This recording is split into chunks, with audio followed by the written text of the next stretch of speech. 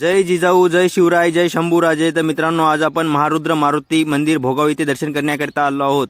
तर हे गोदावरी नदीकाठी मारुतीरायाचे मंदिर आहे. नांदेड जिल्हा व परभणी जिल्ह्याच्या बाँड्रीवरती परभणी जिल्ह्यामध्ये तालुका पालम येथे हे मंदिर स्थिर आहे. तर मित्रांनो, पाहू शकता किती सारी गर्दी या मंदिरामध्ये मारुतीरायाचे दर्शन करण्याकरिता होत असते. 1 ते 1.5 तास तुम्हाला दर्शन करण्याकरिता लागते आणि हे मेन मंदिर आहे मारुतीरायाचे.